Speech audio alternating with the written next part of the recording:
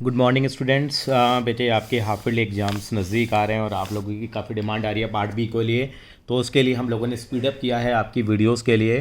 तो आज हम लोग लेके आ रहे हैं चैप्टर नंबर 2 भी लेके आ रहे हैं। चैप्टर 1 की भी हमने पहले वीडियो बनाई थी। आज हो गया बेटा हमारे पास 16 सितंबर 2020 हो गया। और इस सीरीज़ के अंदर हम लोग इस वाले चैप्टर की एक वीडियो लेके आ रहे हैं, एक वीडियो 1।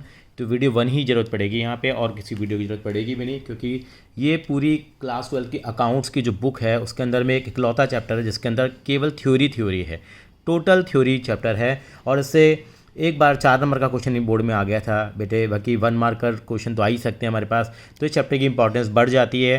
थ्योरेटिकल है, केवल एक बार समझ लेंगे तो आपको समझ में आ जाएगा कि कैसे हमें करना है। तो 1 मार्कर क्वेश्चन बन सकता है। और एक बार 4 मार्कर क्वेश्चन भी आ गया था, importance of financial statement analysis या objective of financial statement analysis आ गया था। तो चलो करते हैं, आगे की तरफ बढ़ते हैं बेटा। तो इस चैप्टर का नाम है not the financial statement, financial statement analysis है। तो पहला टॉपिक इसमें मीनिंग के बारे में बात करेंगे, उसका मीनिंग क्या है। फिर टूल्स बहुत ही इंपॉर्टेंट है, इसके ऊपर टूल्स के ऊपर बाद में पूरा चैप्टर आएगा। ये इंपॉर्टेंट टॉपिक है, यानी क्या क्या टूल्स होते हैं। जैसे डॉक्टर जाता है इलाज करने के लिए, ऐसे टूल्स होते हैं हमारे पास, अकाउंटेंट लोगों के पास भी, जो हम एफ एस से शॉर्टकट में इस चैप्टर का नाम हम एफ एस से देते हैं, फाइनेंशियल स्टेटमेंट एनालिसिस। के बाद टाइप्स क्या है एनालिसिस के, कितने तरह का एनालिसिस हो सकता है। उसके बाद ये इंपॉर्टेंट है, डिस्टिंक्शन है हमारे पास। डिस्टिंक्शन क्या होता है दोनों के बीच में, कि हॉरिजॉन्टल और वर्टिकल होता है, उसको भरेंगे। क्या प्रोसेस होती है एनालिसिस की। ऑब्जेक्टिव्स हैं, ये क्वेश्चन भी पहले पूछा गया है, क्या क्या ऑब्जेक्टिव हो सकते हैं। यूजेस क्या हैं फाइनेंशियल स्टेटमेंट एनालिसिस के, क्या क्या पार्टीज इंटरेस्टेड होती हैं, ये पहले भी किया था हम लोगों ने, बिल्कुल सिमिलर है। और लिमिटेशंस क्या हैं, ये भी बिल्कुल सिमिलर हैं, जो हम लोगों ने पिछले चैप्टर में की थी और क्लास 11 में भी की थी। एक एक करके टॉपिक लेके आएंगे और मैं हाईलाइटर से जो चीज़ें हाईलाइट करूँगा वो साथ साथ में आप अपने हाईलाइट करते चले जाना। और जब बोर्ड का एग्जाम हो उससे पहले केवल उन्हीं पॉइंट्स को पढ़ के चले जाएंगे, तो मेरा आपसे प्रॉमिस है कि आप इजीली इस चैप्टर को कर पाएंगे। तो बहुत ज़्यादा टाइम इस चैप्टर में नहीं लगाएंगे हम लोग भी। सबसे पहले बनता है कि what is the meaning of financial statement analysis. पूरा चैप्टर पढ़ने की ज़रूरत नहीं है, यानी क्या पढ़ना है, केवल ये याद रखना है। Analysis of financial statement is a systematic process of analysing the financial information in the financial statement to understand and take economic decision, ताकि हम इनको अंडरस्टैंड कर पाएँ और साथ साथ में इकोनॉमिक डिसीजन ले पाएँ। इसके अलावा कुछ और ज़्यादा हमें पढ़ने की ज़रूरत नहीं है। बाकी डिफरेंट लोगों ने डिफरेंट डेफिनेशन दी है, तो दिस इज़ इनफ। बाकी इस वाले पेज से हमें कुछ करने की ज़रूरत नहीं है, तो ये आप अंडरलाइन कर लेना, ये हमें मालूम होना चाहिए। उसके बाद हमारे पास आते हैं व्हाट आर द टूल्स क्या क्या हैं। ये बहुत ही इंपॉर्टेंट है कि क्या क्या चीज़ें ज़रूरत पड़ेगी हमें टूल्स की। यानी कि फाइनेंशियल स्टेटमेंट के अंदर बहुत सारी इन्फॉर्मेशन होती हैं, तो बहुत ज़्यादा हम नहीं करेंगे। तो टूल्स बता रखे इन्होंने, हमें 4 टूल्स बताएं, और ये 4 टूल्स हमारे पास, मैं कहना चाहूँ तो ये हमारे चैप्टर्स भी हैं। पहला टूल का नाम क्या है, कंपैरेटिव स्टेटमेंट। दूसरा है हमारे पास कॉमन साइज स्टेटमेंट। इन दोनों की डेफिनेशन बिल्कुल आ सकती है, मुझे लग रहा है 2021 के अंदर में इनकी डेफिनेशन आ सकती है। तीसरा टूल है रेशियो एनालिसिस, और चौथा टूल है कैश फ्लो स्टेटमेंट। ये हमारा चैप्टर नंबर 4 है, ये चैप्टर नंबर 5 है, और ये दोनों हमारे चैप्टर नंबर 3 है। तो यानी कि टूल्स तो हमारे ऑटोमेटिकली क्या हो जाते हैं, कवर हो जाते हैं। तो ये they are the commonly use tools for financial statement analysis. ये टूल का मतलब हमारे औजार हैं, इसके थ्रू हम लोग अकाउंटिंग का एनालिसिस करेंगे, फाइनेंशियल स्टेटमेंट्स का। इसको मैं पोस्टमार्टम बोलता हूँ। क्या बोलते हैं, पोस्टमार्टम। अकाउंट्स बन चुके हैं, उसके बाद हम लोग क्या करेंगे, उसका पोस्टमार्टम करेंगे और एनालाइज करेंगे। तो कंपैरिजन में कंपैरिजन करते हैं 2 सालों का हम लोग। तो कंपैरेटिव स्टेटमेंट और कंपैरेटिव फाइनेंशियल स्टेटमेंट्स, दोनों का मतलब यही है, मीन्स है comparative study of the individual item और components of the financial statement. ये पता होना चाहिए बैलेंस शीट और statement of profit and loss for 2 और मोर ईयर, 2 या 2 सालों से ज़्यादा के लिए। ये डेफिनेशन आप याद कर लीजिए, कुछ और इसमें याद करने की ज़रूरत नहीं है, ठीक है। यानी कि is a comparative study of individual items और component of the financial statements. एक एक आइटम की हम स्टडी करते हैं, ठीक है। तो यहाँ पे एक चीज़ और है यहाँ पे, यानी कि इन ए कंपैरेटिव स्टेटमेंट अमाउंट ऑफ 2 और मोर ईयर। जब प्रैक्टिकल करेंगे तो और क्लियर हो जाएगा। चैप्टर 3 में are placed side by side with change in amount of absolute and percentage change to facilitate the comparison, बस और कुछ नहीं करना। और this technique is also known as the horizontal analysis कहलाती है, ये पता होना चाहिए। दूसरी आती है हमारे पास कॉमन साइज आती है। कॉमन साइज क्या होती है, एक ही साइज में कन्वर्ट कर लेते हैं। जब प्रैक्टिकल करेंगे तो ज़्यादा बेहतर समझ पाएंगे। और द कॉमन साइज स्टेटमेंट और common size financial statement means the statement in which individual item financial statement of 2 और more year are placed side by side and converted to the percentage taking a common base. तो यहाँ पे 2 या 2 से ज़्यादा सालों के हम लोग क्या करते हैं, जैसे यहाँ पे लिए 2 और मोर ईयर्स के place side by side along with change in absolute और परसेंटेज हम यहाँ पे क्या लेते हैं, इनको परसेंटेज में कन्वर्ट करते हैं कॉमन बेस पे। कॉमन बेस क्या है, 1 मार्कर क्वेश्चन कई बार आया हुआ है। Common base is taken as, balance sheet में हम टोटल एसेट्स को लेते हैं, टोटल लायबिलिटीज़ को लेते हैं, एक ही बात है। और हम लोग इनकम स्टेटमेंट के अंदर में हम रेवेन्यू फ्रॉम ऑपरेशंस को बेस लेते हैं। ये हम प्रैक्टिकल करेंगे तो बहुत अच्छा कर पाएंगे। रेशियो एनालिसिस है।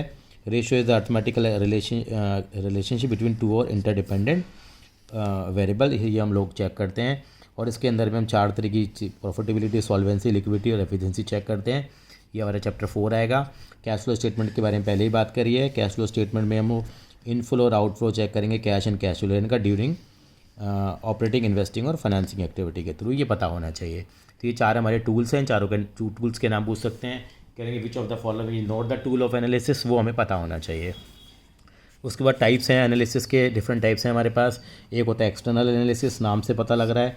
एक्सटर्नल एनालिसिस जो बाहर के लोग करेंगे वो एक्सटर्नल कहलाएगा, जो घर के लोग करेंगे वो इंटरनल कहलाएगा। यानी कि external conducted by the those who do not have an access to the detailed record of the enterprises, therefore they had to depend on the publish accounts, statement of P&L, balance sheet, directors report, auditor report.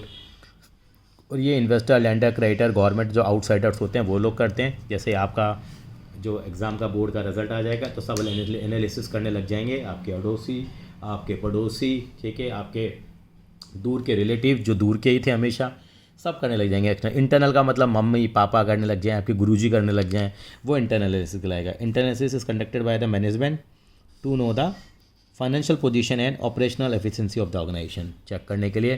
The important feature of such analysis is to management to assess all the information of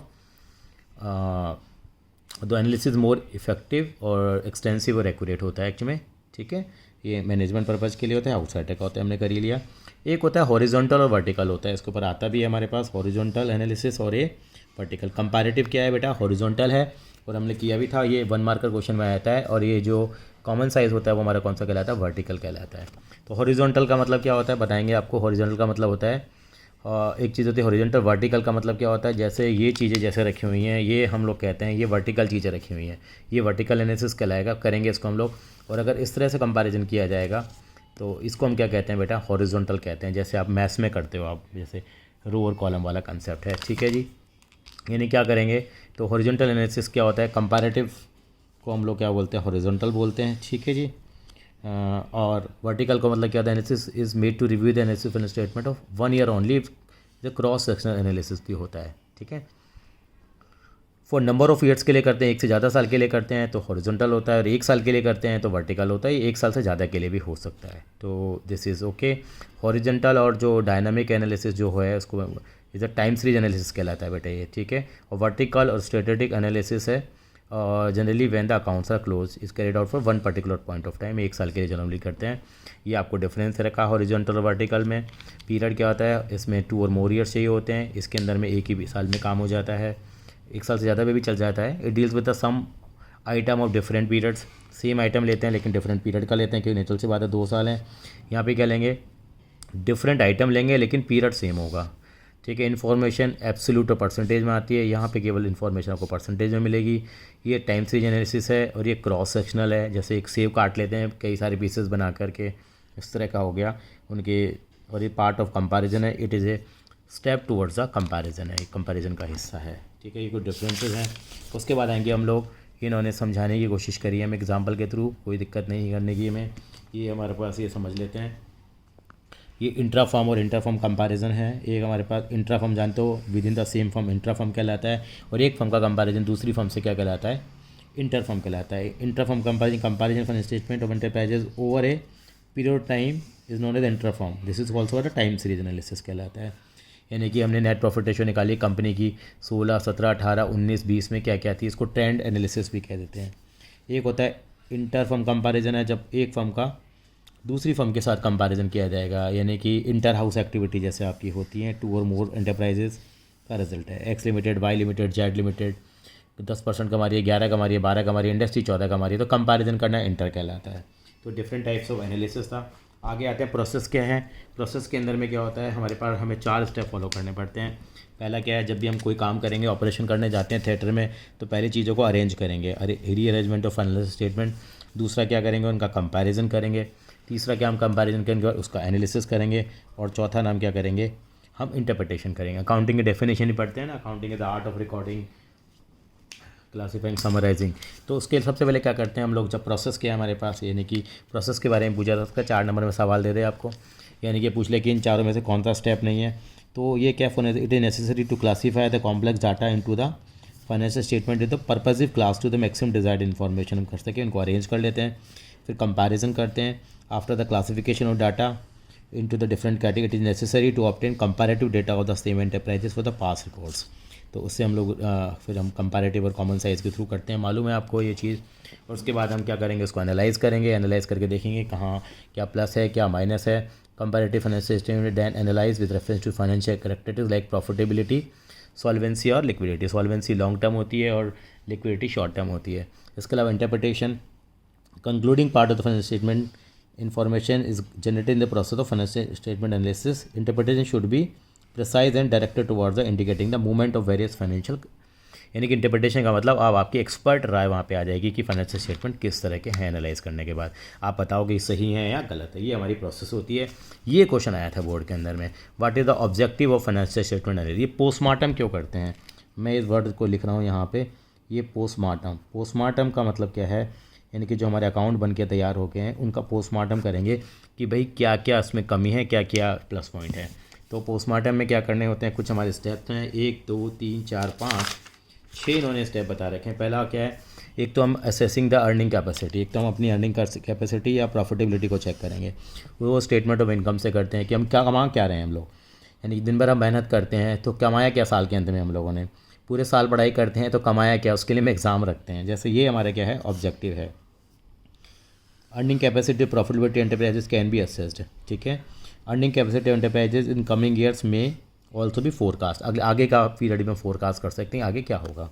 assessing the managerial efficiency, managerial efficiency को क्या करते हैं हम assess करते हैं, यानी कि जो हमारे यहाँ जो मैनेजर काम कर रहा है, number 1, number 2, number 3 assessing the short term और लॉन्ग टर्म भी करेंगे, इंटरफर्म कंपैरिजन करते हैं, फोरकास्टिंग भी करते हैं, एक और भी आ जाएगा लास्ट वाला हमारा। तो यानी कि एक हम मैनेजर की एफिशिएंसी को भी मेजर करेंगे, यानी कि जो हमारे यहाँ financial analysis help to identify the area where the manager have been efficient and area where they have been inefficient, कहाँ अच्छा कर रहा है वहाँ बेकार कर रहा है, फॉर यूजिंग अकाउंटिंग रेशियोज़ के। It is possible to analyse the relative proportion of production, administration and marketing expenses, मतलब मैनेजर की एफिशिएंसी चेक होगी। Assessing the short term and long term solvency, short term में हमारी position क्या है कि हम अपने डेट्स को पे कर पा रहे हैं नहीं कर पा रहे, और लॉन्ग टर्म में हम क्या, इसके लिए हम रेशियो एनालिसिस की हेल्प लेते हैं।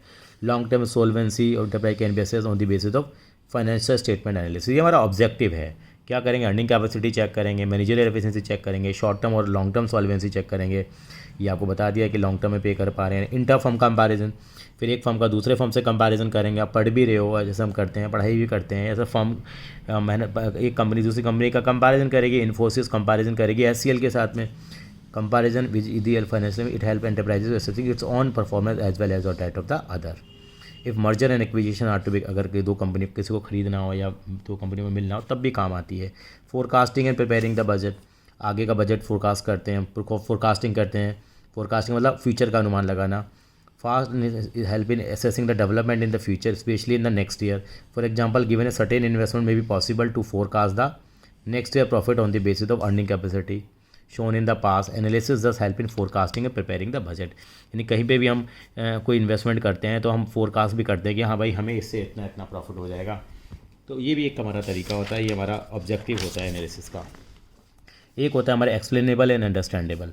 Financial statement help the user of financial statement to understand too complicated matter in a simplified manner. अगर हमारा एनालिसिस होगा, पोस्टमार्टम होगा, तो हम लोग क्या कर पाएंगे, समझ पाएंगे। जैसे हम ये कर रहे हैं, अगर इनके नोट्स बना लें, आप एक काम करेंगे, एक वादा करेंगे, आप एक छोटी सी कॉपी लेंगे, उसमें 4-5 पेजेस के अंदर में केवल मेन पॉइंट्स लिख लेंगे। भाई ये पॉइंट्स हैं हमारे पास, ये मेरे ऑब्जेक्टिव हैं, ये मेरे क्या हैं, process of financial statement analysis है मेरे पास, ठीक है, ये मेरे टूल्स हैं, इन सब के आप नोट्स बना लेंगे। छठा था एक्सप्लेनेबल एंड अंडरस्टैंडेबल, ताकि डाटा हमारा प्रॉपर तरीके से बन जाए, वो हम ग्राफ्स के थ्रू भी समझेंगे। फिर आता है यूज क्या है, 4 तरह के या 5 तरह के यूज़ होते हैं, यानी कि ये सारा कुछ करने का कुछ फ़ायदा भी है कि हाँ ये 5 फ़ायदे हैं। सिक्योरिटी एनालिसिस हो जाता है, दूसरा क्रेडिट एनालिसिस हो जाता है, दूसरा डेटा एनालिसिस, चौथा हमारे पास क्या आ जाएगा, डिविडेंड डिसीजन लेना होता है, और जनरल बिजनेस एनालिसिस। ये कुछ इस तरह के एनालिसिस हम लोग यहाँ कर पाते हैं। यानी क्या, देख लेते हैं सिक्योरिटी एनालिसिस में क्या करते हैं हम लोग। यानी कि is a process by which the investor comes to know whether the firm is fulfilling expectations with regard to payment of dividend, capital appreciation and security of money. ये 3 वर्ड मुझे बहुत अच्छे लगते हैं, बताऊँ, आई लाइक दीज वर्ड। यानी कि ये फाइनेंशियल स्टेटमेंट का एनालिसिस का फ़ायदा क्या है, ये सारे फ़ायदे हैं। यानी कि जो भी हम भी कर सकते हैं। आज हम रिलायंस में पैसा लगाना चाहते हैं तो हम भी उसको एनालिसिस करेंगे। 3 चीज़ों के कारण करते हैं। Payment of dividend, regular basis पर हमें पेमेंट मिल रही है। कैपिटल अप्रिसिएशन, हमारी चीज़ की वैल्यू बढ़ी नहीं बढ़ी। और सिक्योरिटी ऑफ मनी, अगर आपसे कोई कहे किसी जगह प्रॉपर्टी में पैसा लगा दो, आप क्या सोचोगे इन्वेस्टमेंट करनी है, यार मेरे को रेगुलर किराया मिल जाए, डिविडेंड मिल जाए, मेरी प्रॉपर्टी की वैल्यू बढ़ जाए। अगर 1 करोड़ के लिए तो मुझे किराया मिल जाए, भाई 1 करोड़ रुपए की मैंने प्रॉपर्टी ली तो भाई मेरे को 50,000 रुपये का किराया मिल जाए। ठीक है जी, मेरे अप्रिसिएशन 1 करोड़ से मेरी प्रॉपर्टी 2, 3, 4 करोड़ की हो जाए। और सिक्योरिटी, मेरा पैसा सेफ हो, कल को बेचना हो तो मुझे आसानी से पैसा मिल जाए। तो इसके कारण सिक्योरिटी एनालिसिस किया जाता है। यानी such analysis done by the security analysis who is interested in cash generating ability, dividend pay out policy and behaviour of the share prices. यानी कभी भी किसी शेयर का प्राइस हम शेयर में इन्वेस्ट करने से पहले इन सारी चीज़ों को देखते हैं। आज की डेट में रिलायंस इंडस्ट्रीज बढ़िया शेयर है, दिग्गज शेयर है। क्रेडिट एनालिसिस की बात करते हैं। अगर किसी को उधार देना होता है तो उसके लिए क्रेडिट एनालिसिस करते हैं। यानी कि अगर आप बैंक के मैनेजर बन जाओ और किसी को पैसा उधार दोगे, ऐसे ही दोगे नहीं। Such analysis useful when firm offer credit to new customer और a dealer, the manager of the firm would know the whether they allow credit और नॉट। तो such analysis useful for bank granting the loan, bank वगैरह करते हैं। Debt analysis, such analysis done by the firm to know its borrowing capacity, भैया बंदा हमसे पैसा बोरो करा तो उसकी कैपेसिटी है नहीं है पे करने। डिविडेंड डिसीजन है हमारे पास। Financial statement help in deciding whether rate of dividend. अब ये कंपनियां भी करती हैं, ये कंपनियां करती हैं, हम लोग नहीं करते, कंपनी करती है कि डिविडेंड दे या ना दे। The management would have decide about how much portion of the earning to distribute, और कितना वो अपने पास रिटेन कर ले। यानी कंपनी पैसा कमाती है तो ये पैसा शेयर होल्डर्स को बांट दे या खुद ही अपने यहाँ इन्वेस्ट कर ले, अंडरलाइन कर लीजिए। ये इसके लिए डिविडेंड डिसीजन लेना होता है। तो ये हमारे क्या हैं, यूजेज हैं, ये फ़ायदे हैं एनालिसिस करने के। और general business analysis, financial analysis can be use to identify the key profit driver and the useful risk in order to assess the profit potential of the firm. तो जनरल बिजनेस के हैं, driver की है, सारी चीज़ें हम check करते हैं। अच्छा, कौन कौन इंटरेस्टेड होता है वो भी देख लेते हैं। एनालिसिस के अंदर मैनेजमेंट होती है। मैनेजमेंट क्यों डिसीजन लेती है, तो इसके लिए बस एक लाइन याद करनी है, मैनेजमेंट क्यों इंटरेस्टेड रहती है, 1 नंबर में पूछा जा सकता है। पहले भी किया था, decision making, controlling and self evaluation के लिए। ठीक है, एम्प्लॉयज़ क्यों करते हैं, एम्प्लॉयज़ को तो भैया क्या चाहिए, तनख्वाह चाहिए है। Employees are interested in better emolument, emolument का मतलब होता है सैलरी, बोनस मिल जाए, बेटर वर्किंग कंडीशन मिल जाए, सिक्योरिटी ऑफ देयर जॉब हो, ये सारी चीज़ें चाहिए होती है, इसलिए वो करते हैं। शेयर होल्डर्स क्यों करते हैं, why the share holders are interested because they are interested in profitability and safety of their investment, कि ताकि उनकी पैसा सेफ हो, अभी करा था ना, पैसा सेफ हो, पेमेंट डिविडेंड का आ जाए, कैपिटल अप्रिसिएशन मिल जाए और सिक्योरिटी रहे मनी की।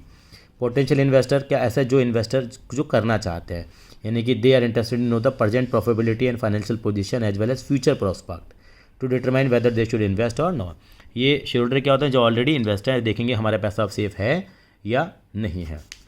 सप्लायर है, सप्लायर है, क्रेडिटर है, वो क्रेडिट वर्दीनेस चेक करता है। Short term solvency of the firm, the ability to meet its short term ability.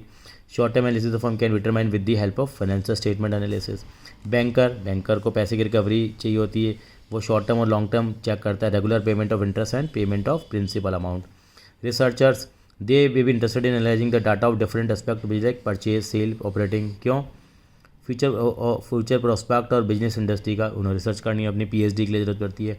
Tax authorities inter proper assessment of tax liability, calculate कर पाएँ और रिकवरी कर पाएँ उस चीज़ की।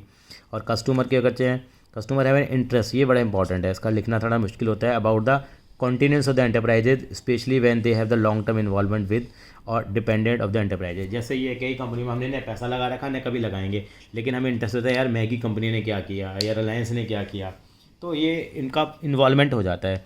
यानी कंटिन्यूंस ऑफ द एंटरप्राइज की कंटिन्यू है या नहीं है, तो वो लोग भी कई बार एनालिसिस करते हैं। कभी भी एनालिसिस करोगे तो उसकी कोई लिमिटेशंस होती हैं, कुछ कमियां होती हैं, ये पहले भी हम लोगों ने पढ़ी हुई हैं। सबसे पहली कमी तो आपको मालूम है, हिस्टोरिकल है। हिस्टोरिकल एनालिसिस का मतलब जानते हैं आप, हिस्टोरिकल का मतलब है कि ये सारी बातें हैं, जो होना था वो हो चुका। It does not reflect the future, क्योंकि इससे हमें फ्यूचर का पता नहीं लगता। और इग्नोर प्राइस लेवल चेंजेस, यानी कि प्राइस लेवल चेंजेस को इग्नोर करता है। Price level changes in purchasing power of money are inversely related, क्योंकि आप देखते हो डॉलर की वैल्यू 1947 में $1 1 रुपये के बराबर होता था, आज $1 75 के बराबर है। तो क्या कंपैरिजन करना, प्राइस लेवल चेंजेस को क्वालिटेटिव एक्सपेक्ट इनको इग्नोर करते हैं, यानी कि मैनेजमेंट की क्वालिटी है, स्टाफ, पब्लिक रिलेशन इग्नोर होते हैं। Suffer from the limitation of जो फाइनेंशियल स्टेटमेंट की जो लिमिटेशन होती हैं वो इसकी भी लिमिटेशंस होती हैं, ठीक है। और नॉट फ्री फ्रॉम बायस, बायस का मतलब क्या होता है, बेईमानी, यानी कि केवल पर्सनल जजमेंट होता है, किसी चीज़ को हम फेवर करते हैं। यानी मैंने suggest accountant has to make a choice out of the alternative available, choice in the method inventory valuation, choice in the method appreciation, ये डिपेंड करता है, ये फ्री फ्रॉम बायस नहीं है, यानी कि हो सकता है फ़र्क। वेरिएशन अकाउंटिंग प्रैक्टिसेस अलग अलग फॉलो कर सकते हैं हम लोग, क्योंकि ऑल्टरनेटिव अकाउंटिंग पॉलिसीज़ अवेलेबल हैं। Followed by the form is not very significantly, there may the variation in accounting practices, ठीक है। विंडो ड्रेसिंग का मतलब manipulation of account, we can do manipulating our accounts, we are showing the better picture than in actual.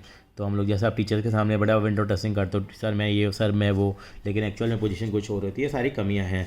Identifying symptom, केवल हम बीमारियों की बातें करते हैं, इलाज की बातें नहीं करते। हाँ, आप में ये कमी है, आप में ये कमी है, इस साल का प्रॉफिट कम आ गया, इस साल में लिक्विडिटी अच्छी नहीं आ रही है, तो we talk about only the symptom but not about their alternative. तो ये इस तरह से ये चैप्टर हमारा ख़त्म होता है।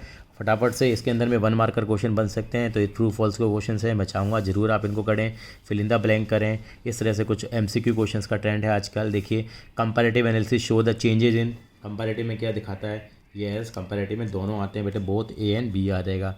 Financial statement analysis, creditor and interested किसके लिए, लिक्विडिटी के लिए आते हैं। While preparing the common size balance sheet, each balance sheet is express as a percentage of, yes total asset होता है, क्योंकि यहाँ पे और कॉमन साइज बैलेंस शीट के अंदर में कॉमन साइज हमने पढ़ा था जिसमें सबका साइज एक ही हो जाता है, वो टोटल एसेट के बेसिस पे करते हैं। चौथा है which analysis is considered dynamic, dynamic कौन सा है, ये हम लोगों ने किया था, हॉरिजॉन्टल जो है वो डायनामिक होता है, और स्टैटिस्टिक कौन सा है, वर्टिकल होता है। क्रेडिटर आर सप्लायर इंटरेस्टेड, किस लिए इंटरेस्टेड होते हैं, शॉर्ट टर्म सॉल्वेंसी के लिए। Comparison of value one period with those of another period, तो सेम फर्म है तो इंट्रा कंपैरिजन है। नॉट कौन सी लिमिटेशन नहीं है, यस क्वालिटेटिव एलिमेंट है, not free from ignore price, yes intra firm comparison है। तो इस तरह से क्वेश्चन बन सकते हैं। I hope this is clear. और इसके अलावा ये कुछ वेरी शॉर्ट आंसर्स दे रखे हैं, इसमें आपको डिफरेंट ईयर्स के क्वेश्चन दे रखे हैं, तो आप यहाँ से देखिए कितनी बार पूछा गया है। देखो 2014, 16, 10, 10, 10, 10, 11, 12, काफ़ी बार ये क्वेश्चन आपके पूछे गए हैं। तो एक काम और बता देता हूँ साथ साथ में चैप्टर को तैयार करने का, और पहले वाले चैप्टर को तैयार का, पीछे ना बेटा स्कैनर दे रखा है बेटा, पीछे आप जाएंगे तो बेटा स्कैनर दे रखा है, मैं आपको बता देता हूँ किस तरह से स्कैनर दिया हुआ है। पीछे बोर्ड के क्वेश्चन उन्होंने हमें दे रखे हैं बेटा। तो चैप्टर 1 और 2 में यही दे रखा है। चैप्टर 1 और 2 जैसे पहले हम लोगों ने चैप्टर किया था, स्कैनर दे रखा है, ये आपका पेज नंबर देख लीजिए 5.122, चैप्टर 5 जो 122 पेजेस का है वो ख़त्म होने के बाद स्कैनर दे रखा है। तो यहाँ पे अकाउंटिंग की थ्योरी दे रखी है, चैप्टर 1 से पिछले सालों में क्या क्या सवाल पूछे गए हैं वो उन्होंने यहाँ बताए हुए हैं बेटा। यहाँ पे थ्योरी के 3 मार्कर 4 मार्कर में काफ़ी सारे क्वेश्चन ऐसे चैप्टर नंबर 2 के बता रखे हैं। ये देखिए 2009 कंपार्टमेंट में, 2011 में 2 मीनिंग क्या है इसका, एक ऑब्जेक्टिव लिख दीजिए खाली। देखिए कितने सारे क्वेश्चन इस तरह से बोर्ड में हमसे पूछे गए हैं। स्कैनर के पेज नंबर 7 पे ऐसे दे रखे हैं चैप्टर 3 के। अगर ये क्वेश्चन अगर आपने तैयार कर लिए तो आसानी से हो जाएंगे आपको। आई थिंक सो क्लियर है। ये देखिए 2017 में आया था, मैं कह रहा था ना, what are objective of financial statement analysis, 2017 compartment में भी आया। देखो इन सब का मतलब ये है, तो आपको याद होना जाना चाहिए। छोटा सा चैप्टर है, 5-6 पेजेस के अंदर में इनके नोट्स बना लीजिए ताकि आपको इजीली याद हो जाए। अगली बार के अंदर हम लोग आपके लिए 3rd चैप्टर लेके आएंगे जो प्रैक्टिकल चैप्टर है। अभी तक तो हम कहानियाँ कर रहे थे इस चैप्टर के अंदर में। इसके अंदर में 4 तरह के क्वेश्चन आएंगे, कंपैरेटिव स्टेटमेंट और कॉमन साइज स्टेटमेंट, वो हम बनाना सीखेंगे। थैंक यू सो मच बेटा।